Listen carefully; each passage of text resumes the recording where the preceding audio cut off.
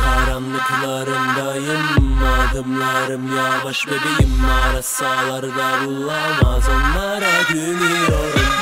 Makinada paralarım, elimdeki daha, bilmiyorsun kapital. Diyor bana vakit az, arıyormuş ekipa, açılıyor gözüm kelepçenin biri bağlı. Kimine göre ben hala adam olmam, bilir o dilime vurana kadar kafa normal. Giderim önüme doğru, bazen evim olur karakollar, yaparım canımın istediğini sana sormam.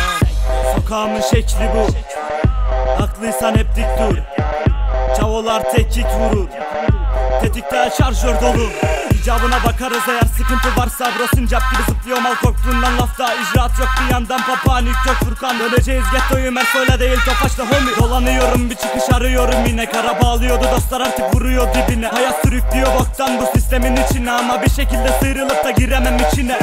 Karanlıklarındayım, adımlarım yavaş bebeğim, arasalarda bulamaz, onlara gülüyorum. Ya gülüyorum, yandıkça ölüyorum, sarıldıkça içiyorum. Geçecek kim hesabını verecek?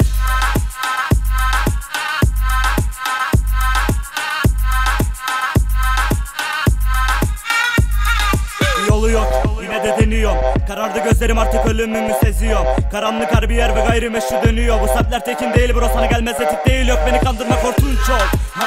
Açıyorum Müslüm baba ya, hayat küstüm sana ya. Beni öldürdün, ona sövdürdün, ona güldürdün ona. Dönüyorum köşeye hırsla, bir gün tüm dualarımızın hepsi kabul olacak.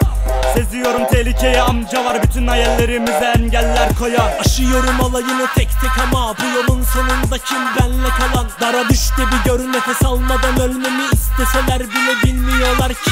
Umut ellerimden kayıp gidene kadar yaşar bu ruh, bu beden, bu adam.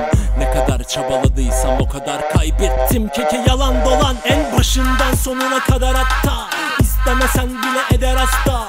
Birisi gülerken biri yasta, birisi kazandan biri tastan. Biri yoktan var edebilir imkanlarını, ben hala bir kural tanımaz tarafım. Nefret edercesine bakan o gözleri, kendime hayran bırakırım adamım. Karanlıklarındayım, adımlarım yavaş bebeğim, arasalarda bulamaz, onlara gülüyorum. Ya gülüyorum, yandıkça ölüyorum, sarıldıkça içiyorum. Geçecek kim hesabını verecek?